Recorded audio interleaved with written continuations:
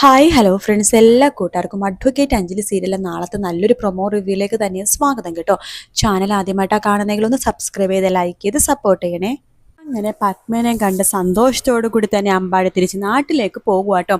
പക്ഷെ അമ്പാടി എത്താൻ മുമ്പ് തന്നെ അഞ്ജലിയും അർജുനും കൂടി ചേർന്ന് അമ്പാടിയുടെ വീട്ടിലേക്ക് എത്തുന്നുണ്ട്. കാരണം അമ്പാടി അവിടെ ഇല്ലെന്ന് അവർക്ക് അറിയാം. കാരണം അമ്പാടിയുടെ ഫോൺ തമിഴിലാണല്ലോ പറയണത്. നിങ്ങൾ വിളിക്കുന്ന വ്യക്തി ഇപ്പോൾ കണക്ട് ചെയ്യാൻ സാധിക്കില്ലെന്ന് തമിഴിലാണ് പറയുന്നത്. അപ്പൊ അത് കേട്ടപ്പോൾ തന്നെ നമ്മുടെ അർജുന കാര്യം മനസ്സിലായി. പത്മേനെ കാണാൻ വേണ്ടി പോയിട്ടുണ്ടെന്ന് തമിഴ്നാട്ടിലേക്ക് ആള്. പക്ഷെ എങ്കിലും അഞ്ജലിയും കൂട്ടിക്കൊണ്ട് ഇപ്പൊ എവിടേക്കും പോകാൻ പറ്റാത്തൊരു അവസ്ഥയായത് കൊണ്ട് തന്നെയാണ് അർജുൻ നേരെ അഞ്ജലിനെയും കൂട്ടിക്കൊണ്ട് അമ്പാടിയുടെ വീട്ടിലേക്ക് പോണത്. അതേസമയം നമ്മുടെ അനുപമയാണെങ്കിൽ പുതിയൊരു കുരുക്കാണ് അർജുനെ തൂക്കാനായിട്ട്. വേറൊന്നല്ല, അർജുൻ ഇല്ലാതാക്കാനായിട്ട്. അർജുൻ ജീവനോടുണ്ടെങ്കിലല്ലേ അഞ്ജലിനെയും കൂട്ടിക്കൊണ്ട് ഇവിടേക്ക്. എന്തായാലും അഞ്ജലിനെ ഇല്ലാതാക്കാൻ വേണ്ടി പഠിച്ച പണി 18 നോക്കിയിട്ട് നടന്നില്ല. ഇനിയിപ്പോ അവസാനം ഒറ്റ കൈ പ്രയോഗം തന്നെ നടത്തേണ്ടി വരും. അതെ, അത് തന്നെ ചെയ്യാം. അവളെയല്ല ഇനി ചെയ്യേണ്ടത്, അവനെ, ആ അർജുന്. അവളെയും കൂട്ടിക്കൊണ്ട് വലതുകാല് വെച്ച് ഈ വീട്ടിലേക്ക് കയറാൻ ഞാൻ സമ്മതിക്കില്ല. അങ്ങനെ ഇതിന് സംഭവിച്ച അഭിയും അവളുടെ പുറകെ പോകും. പിന്നെ അവൾ ആത്മഹത്യ ചെയ്യാൻ നിവർത്തിയുള്ളൂ. അത് പറ്റില്ല. എനിക്ക് ജീവിക്കണം, ആഡംബരമായിട്ട് ജീവിക്കണം. പണത്തിനും സ്വർണത്തിനും മുകളിൽ കിടന്ന് എനിക്ക് മതിയായില്ല. എൻ്റെ ജീവിതം ആഘോഷിക്കണം എനിക്ക്. അതിനുവേണ്ടി കുറുകെ ആര് വന്നാലും ശരി, ഞാൻ അവരെയൊക്കെ ഇല്ലാതാക്കിയിരിക്കും.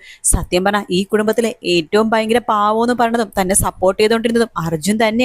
പക്ഷെ എന്ത് ചെയ്യണം എൻ്റെ പൊന്നനിയ, നീ പോയി പെട്ടതേ വലിയൊരു കുരുക്കിലേക്കാ. ഈ ലോകത്ത് എന്തോരം പെണ്ണുങ്ങളുണ്ട്. എന്നിട്ട് നീ എന്തിനാണ് അഞ്ജലിനെ തന്നെ പ്രണയിച്ച് വിവാഹം കഴിച്ചത്? അതല്ലേ ഇതിലേക്ക് കാരണം. അതുകൊണ്ട് നിന്റെ ചീട്ടെ ദേ ഈ അനുപമ എടുത്ത് കീറാൻ പോവാണ് എന്ന് അനുപമ ഇങ്ങനെ മനസ്സിലിങ്ങനെ പറഞ്ഞ് പൊട്ടിച്ചിരിക്കാട്ടോ. അങ്ങനെ അഞ്ജലിയും അർജുനും കൂടി അമ്പാടിയുടെ വീട്ടിലേക്ക് എത്തുന്നുണ്ട്. അഞ്ജലി വീട്ടിൽ നിന്ന് വണ്ടിയിൽ നിന്ന് ഇറങ്ങിയിട്ട് നേരെ അമ്പാടിയുടെ വീട്ടിനുള്ളിലേക്ക് കയറാണ്. അർജുനും കയറുന്നുണ്ട്. അപ്പൊ അവസാനമായിട്ട് നമ്മുടെ അമ്പാടിനെ ഒന്നും കൂടി വിളിക്കുന്നുണ്ട് ഫോണിൽ. അപ്പൊ ഫോൺ റിങ് ചെയ്യുന്നുണ്ട്. എടാ അമ്പാടി, നീ ഇത് എവിടെയാ? ഞാൻ വീട്ടിലേക്ക് വന്നോണ്ടിരിക്കുക. അല്ല, നിനക്ക് റെസ്റ്റ് വേണമെന്ന് ഡോക്ടർ പറഞ്ഞല്ലേ? എന്നിട്ട് നീ എവിടേക്കാടി പോയി നടക്കണത്? എടാ അത് പിന്നെ ഞാൻ മനസ്സിലായി. നീ ഒന്ന് റെഡി ആയപ്പോഴേക്കും പത്മേനെ കാണാൻ വേണ്ടി തമിഴ്നാട്ടിലേക്ക് ഓടിയല്ലേ? എടാ നമ്മുടെ പുറകെ പോലീസും കാര്യങ്ങളൊക്കെ ഉണ്ട്. ഈ സമയത്ത് റിസ്ക് എടുത്ത് പത്മേനെ കാണല്ലേ? കണ്ടിങ്ങനെ പോലീസൊക്കെ അന്വേഷിക്കുന്നത്. പത്മക്ക് അത് പോലീസല്ല, കാർത്തികിന്റെ ഗുണ്ടകളോ കുറുപ്പിന്റെ ഗുണ്ടകളോ ആരെങ്കിലും അറിഞ്ഞു കഴിഞ്ഞാൽ പിന്നെ അത് അവളുടെ ജീവിതം ആപത്താവില്ല. ഇല്ലടാ, ആരും അറിഞ്ഞിട്ടൊന്നും ഇല്ല. അല്ല, നീ ഇതെവിടെയാ? ഞാൻ നിന്റെ വീട്ടിലുണ്ട്. വീട്ടിലോ? എന്താടാ വീട്ടില്? വെറുതെ ചുമ്മാ വന്നതാണോ? മിണ്ടിയും പറഞ്ഞിരിക്കാൻ ഒരാളായല്ലോ. എടാ അതല്ലടാ, വേറൊരു പ്രശ്നമുണ്ട്. നീ വന്നിട്ട് നേരിട്ട് പറയാ. ഫോണിലൂടെ ഇതൊന്നും പറയാൻ പറ്റില്ല. ശരിടാ, ഒരു അരമണിക്കൂർ ഞാനിപ്പോ എത്തും.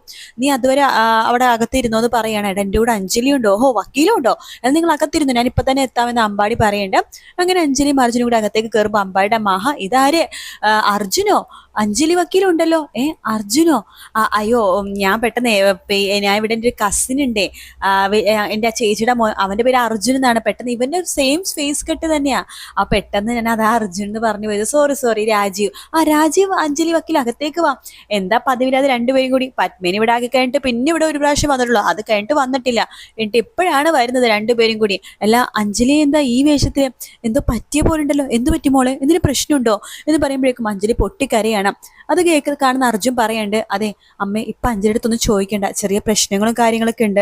അമ്പാടിയും കൂടി വന്നോട്ടെ, ഞാൻ എല്ലാം തുറന്നു പറയാം. അഞ്ജലി, താൻ ഈ ഫ്രഷ് ആവും. ചേച്ചിയുടെ വല്ല ഡ്രസ്സ് ഉണ്ടെങ്കിൽ അഞ്ജലിക്ക് കൊടുക്കാവോ? അതിനെന്താ? അഞ്ജലി വാ എന്ന് പറഞ്ഞിട്ട് അഞ്ജലിനെ വിളിച്ചോണ്ട് റൂമിലേക്ക് പോവാണ്. അമ്പാടിയുടെ അമ്മ ചോദിക്കണ്ടേ, എന്താണ് മോനെ, എന്താ പ്രശ്നം? അത് കുറച്ച് പ്രശ്നമാണ്. അമ്പാടി വിടട്ടെ, ഞങ്ങൾക്ക് ഒരുമിച്ച് സംസാരിക്കാം എന്ന് അർജുൻ പറയണ്ട്. ആ സമയത്താണ് അർജുൻ്റെ മൊബൈൽ ബെല്ലടിക്കുന്നത് കേട്ടോ. നോക്കുമ്പോൾ അനുപമ എടുത്തിന്ന് ഇങ്ങനെ ഫോണിൽ ഇങ്ങനെ കാണിക്കണ്ടേ. അനുപമ എടുത്തിയോ? ഇവരെന്തിനാ എന്നെ ഇപ്പൊ വിളിക്കണത്? എന്താണാവോ? അഞ്ജലിയുടെ വീട്ടില് അഞ്ജലിനെ പുറത്താക്കിയിട്ട് കൊണ്ട് വിളിയാവള്. എന്തായാലും എടുത്തു നോക്കാം. ഏടത്തിയല്ലേ, എന്തൊക്കെ പറഞ്ഞാൽ ഏട്ടന്റെ ഭാര്യയല്ലേ, എടുക്കാം എന്ന് കരുതിയിട്ട് നമ്മുടെ അർജുൻ ഫോൺ എടുത്തിട്ട് പുറത്ത് പോയിട്ട് സംസാരിക്കുകയാണ്. ഹലോ, പറയെടുത്തി, എന്താ വിളിച്ചത് തന്നെ എന്ന് ചോദിക്കുമ്പോ അർജുനെ, ഇവിടെ ആകെ പ്രശ്നമാടാ. എന്താ എടുത്തി, എന്താ കാര്യം? നീ രാഘവനുണ്ണിയുടെ മകൻ, അതായത് അഡ്വക്കേറ്റ് ശിവരാമകൃഷ്ണന്റെ മകൾ അഡ്വക്കേറ്റ് അഞ്ജലിനെ വിവാഹം കഴിച്ച കാര്യമൊക്കെ ഇവിടെ അങ്കിൾ അറിഞ്ഞു. അച്ഛൻ അറിഞ്ഞോ? അതെ, എന്റെ വാക്ക് കേൾക്കാണ്ട് അഞ്ജലിനെ വിവാഹം കഴിച്ച അർജുനെ കൈ കിട്ടിയ കൊന്നുകളയും എന്നാണ് അങ്കിള് പറഞ്ഞിരിക്കണത്. എന്നെ തീർത്തു കളയോന്ന്? എന്റെ അച്ഛൻ എന്തൊക്കെ ദേഷ്യം ഉണ്ടെങ്കിലും മക്കളെ തൊട്ടുള്ള കളിയൊന്നുമില്ല. അച്ഛനെ ഞാനും അഭിലാഷേട്ടനും അതുപോലെ തന്നെ അവളും ഒക്കെ എല്ലാവരും ജീവനാണ്. അച്ഛൻ ഒരിക്കലും അങ്ങനൊന്നും ചെയ്യില്ല. എടാ ഇല്ലടാ, സത്യമായിട്ട് പറഞ്ഞു.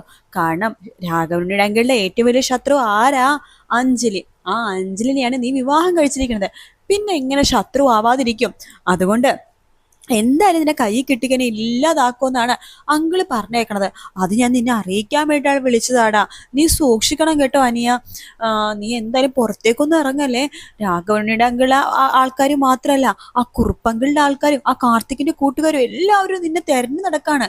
കിട്ടിക്കനെ നിന്നെ ജീവനോടെ വിടില്ല. അതുകൊണ്ട് നീ പുറത്തേക്കൊന്നും ഇറങ്ങല്ലേ. അങ്ങനെ പേടിച്ച് പുറത്തേക്ക് ഇറങ്ങാതിരിക്കാൻ പറ്റുമെന്നില്ല എടുത്തി. എന്തായാലും എടുത്തി വിവരം തന്നതിന് നന്ദി എന്ന് പറഞ്ഞിട്ട് ഫോൺ കട്ട് ചെയ്യാണ് അർജുൻ. ശേഷം അനുപമ മനസ്സിൽ വിചാരിക്കുകയാണ്, എന്തായാലും പണി കളക്കി. ഇനി അവൻ എന്തിനും പറ്റിക്കഴിഞ്ഞാൽ അവൻ വിചാരിക്കുക, അല്ലെങ്കിൽ മറ്റുള്ളവർ വിചാരിക്കുക അത് രാഘവനുണ്ണി കൊടുത്ത പണിയാണെന്ന്. അങ്ങനെ തന്നെ ഇരിക്കട്ടെ. ഇഷ്ടപ്പെടാത്ത വിവാഹം കഴിച്ച മകനെ അച്ഛൻ ഇല്ലാതാക്കി. അങ്ങനെയായിരിക്കും പത്രത്തിലൊക്കെ വാർത്ത വരാൻ പോണത്. എന്തായാലും എന്റെ ഭാഗം ഞാൻ സേഫ് ആക്കി എന്ന് അനുപമ വിചാരിക്കുകയാണ്. ശേഷം ഗുണ്ടകളെ വിളിക്കുന്നുണ്ട്. ഞാൻ 5 ലക്ഷം രൂപ കയ്യിലേക്ക് തരും. ഞാനൊരു ഫോട്ടോ അയച്ചിട്ടുണ്ട്. ആ ഫോട്ടോയിലെ പയ്യനെ എവിടെ കണ്ടാലും തീർത്തേക്ക്. പിന്നെ ആ പയ്യനോട് തന്നെ നിങ്ങൾ പറയണം ഇത് തന്ന കൊട്ടേഷൻ തന്നത് രാഘവനുണ്ണിയാണെന്ന്. അവനത് വിശ്വസിക്കുകയും വേണം. അതൊക്കെ ഞങ്ങൾ ഏറ്റു മേഡം. അല്ല, നിങ്ങൾ അങ്ങനെ വെറുതെ അവനെ തീർത്തു എന്ന് പറഞ്ഞിട്ട് എൻ്റെ അടുത്ത് വന്ന് പറഞ്ഞാൽ ഞാനത് വിശ്വസിക്കില്ല. തെളിവ് വേണം, തെളിവ്.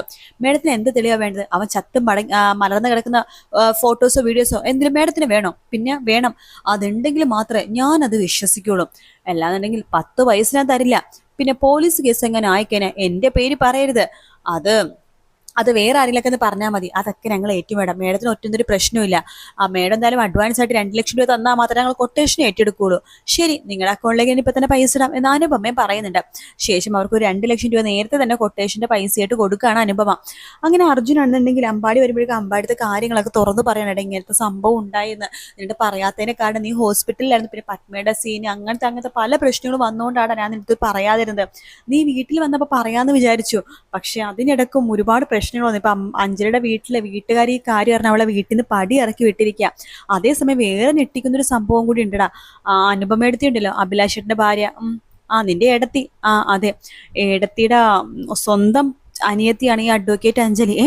നീ എന്തൊക്കെയാണ് പണ്ടത്? എനിക്കിത് വിശ്വസിക്കാനാവുന്നില്ല. എന്നിട്ട് അങ്ങനത്തെ ഒരു ചെറിയ സൂചന പോലും അഞ്ജലിയോ നിന്റെ ഏടത്തിയോ തന്നില്ലല്ലോ. അത് അവര് ഏട്ടനെ വിവാഹം കഴിച്ചപ്പോ അഞ്ജലിയുടെ വീട്ടുകാരെ അവരെ പടിക്ക് പുറത്താക്കിയതാണ്. അതുകൊണ്ട് അവരുടെ പേരൊന്നും ആ വീട്ടിലാരും പറയാത്തത്. പിന്നെ അനുപമേടത്തിന്റെ സ്വഭാവം നിനക്കറിയാലോ, പണത്തിനോടും പൊന്നിനോടും ഭയങ്കര ആർത്തിയുള്ള ടൈപ്പാണ്. അതുകൊണ്ട് അനുപമേടത്തേക്ക് വലുത് കുറച്ചിലായിരിക്കും. ആ ഒരു സ്ഥലത്താണ് ജനിച്ചു വളർന്നത്, കോളനീസ് പോലത്തെ സ്ഥലത്താണ് ജനിച്ചു വളർന്ന് പറയുന്ന നാണക്കേട് കൊണ്ടായിരിക്കും അവരും ഒന്നും പറയാതിരുന്നത്. വല്ലാത്തൊരു സ്ത്രീ തന്നെ നിന്റെ ഏടത്തി. അവര് പറ്റിയ സംഭവം തന്നെയാ, എന്റെ അച്ഛനെ പറ്റിയ മരുമോള്. അല്ല, നിന്റെ പ്ലാൻ എന്താ?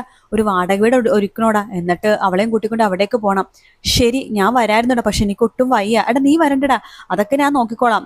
എനിക്ക് പരിചയമുള്ള കാലത്തൊക്കെ ഞാൻ ചോദിച്ചു വെച്ചിട്ടുണ്ട്. ഞാൻ അവളെ ഇന്ന് തന്നെ കൂട്ടിക്കൊണ്ട് പോയിക്കോളാം എന്നൊക്കെ അർജുൻ പറഞ്ഞിട്ട് അവിടെ നിന്ന് പോകുമ്പോഴാണ് അർജുൻ ആ ഒരു അപകടം സംഭവിക്കുന്നത് കേട്ടോ. അതെന്തായാലും നാളത്തെ എപ്പിസോഡിൽ ലാസ്റ്റോട് കൂടി നമുക്ക് കാണാൻ സാധിക്കും. വീഡിയോ ഇഷ്ടപ്പെട്ടാൽ ലൈക്ക് ചെയ്യുക, സബ്സ്ക്രൈബ് ചെയ്യുക, കമന്റ് ചെയ്യുക. മറ്റൊരു വീണ്ടും കാണാം. Take care, bye bye.